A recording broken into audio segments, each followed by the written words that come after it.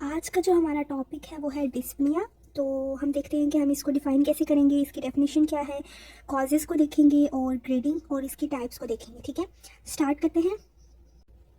Dyspnea is defined as shortness of breath, ठीक है, is an abnormal awareness of respiration. Dyspnea in heart disease is precipitated or exacerbated by exertion but may occur at rest. अब dyspnea जो होता है वो दो तरह से हो सकता है, वो exertion पे भी हो सकता है और वो resting पे भी हो सकता है। ठीक है, इसके कॉजेज़ की अगर हम बात करें तो सबसे पहला जो हमारे पास कॉज आता है वो है elevated left atrial and pulmonary Venus pressures. ठीक है, जब हमारे पास वीनस प्रेशर का जो है वो इम्बैलेंस होगा और लेफ्ट एट्रियल का, तो हमारे पास डिस्पनिया कॉज होगा। उसके बाद hypoxia, then left ventricular systolic और diastolic dysfunction and valvular obstruction. ठीक है, ये हमारे पास कुछ कॉमन काजेज हैं। तो चलते हैं डिस्पनिया की ग्रेडिंग्स के ऊपर। न्यूयॉर्क की हार्ट एसोसिएशन ने जो है वो डिस्पनिया को ग्रेडिंग की थी डिस्पनिया की। ठीक है, जिसमें हमारे पास 1 से लेकर 4 तक ग्रेड्स होते हैं और ये इंडिकेट करते हैं हमारे पास functional class of the patient को और सेवेरिटी ऑफ डिजीज़ को। ठीक है, ये बहुत इंपॉर्टेंट क्वेश्चन है एग्जाम के हवाले से भी। इसमें जो ग्रेड 1 है उसमें हमारे पास नो ब्रेथलेसनेस आएगी। सेकेंड ग्रेड में हम कहेंगे कि ब्रेथलेसनेस प्रेजेंट होगी लेकिन स्वेयर एक्सर्शन के साथ। ठीक है, थर्ड पे ब्रेथलेसनेस होगी माइल्ड एक्सर्शन के साथ और ग्रेड 4 पे हमारे पास ब्रेथलेसनेस होगी एट रेस्टिंग पोजीशन। ठीक हो गया, ये हमारे पास 4 ग्रेड्स आते हैं NYH की, न्यूयॉर्क हार्ट एसोसिएशन के अकॉर्डिंग। देन हम लोग चलते हैं टाइप्स ऑफ डिस्पनिया पे। हमारे पास बेसिकली 3 तरह की टाइप्स होती हैं, acute pulmonary oedema, angina equivalent and chronic heart failure. ठीक है, एक एक करके हम इन टाइप्स को देखेंगे कि इनके बीच में क्या है, हमारे पास क्या क्लिनिकल प्रेजेंटेशन हैं और हम इनको कैसे देखते हैं। सबसे पहले आती है एक्यूट पल्मोनरी एडिमा।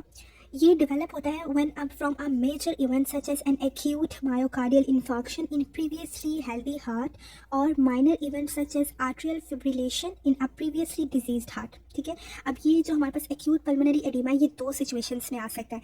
एक तो तब जब हेल्दी हार्ट में एक्यूट MI होगा, ठीक है, मायोकार्डियल इन्फॉक्शन होगा, और अगर डिजीज्ड हार्ट में हमारे पास एट्रियल फिब्रिलेशन हो जाए तो तब हमारे पास ये कंडीशन आती है। ठीक है, इसकी क्लिनिकल प्रेजेंटेशन ये है कि patient suddenly develops shortness of breath, distress, agitation and cyanosis with coughing and wheezing. ठीक है, और इसमें स्पूटम भी हो सकता है, जो कि स्पूटम में भी प्रोफ्यूज, फ्रॉदी एंड ब्लड स्ट्रीक्ड और पिंक स्पूटम। ठीक है, ये इसकी क्लिनिकल प्रेजेंटेशन है।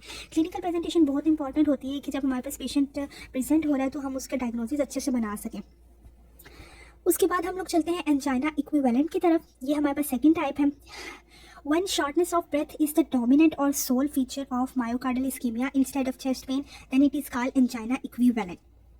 इसमें हम कहते हैं कि जब हमारे पास मायोकार्डियल इस्कीमिया का जो सोल फीचर है ना वो हमारे पास शॉर्टनेस ऑफ ब्रेथ हो इंस्टेड ऑफ चेस्ट पेन। ठीक है, अब इसमें मायोकार्डियल इन्फेक्शन में चेस्ट पेन नहीं है, सिर्फ शॉर्टनेस ऑफ ब्रेथ आ रहा है ना, तो हम कहेंगे कि एंजाइना इक्विवेलेंट डिस्पनिया है। ठीक है, इसमें क्या होता है कि ओल्ड पेशेंट जो होते हैं वो बेसिकली इस्कीमिया के साथ और शॉर्टनेस ऑफ ब्रेथ के साथ हमारे पास आ रहे होते हैं। ठीक है, without any feature of pulmonary oedema.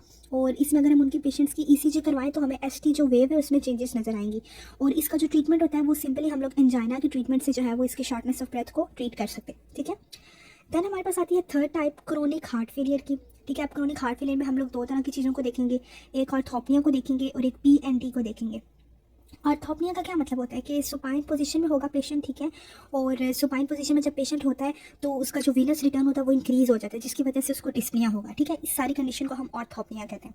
PND stands for paroxysmal nocturnal dyspnoea. ठीक है, ये कब होता है कि जब पेशेंट को शॉर्टनेस ऑफ ब्रेथ हो, ठीक है, occurs abruptly 30 minutes to 2 hours after going to bed.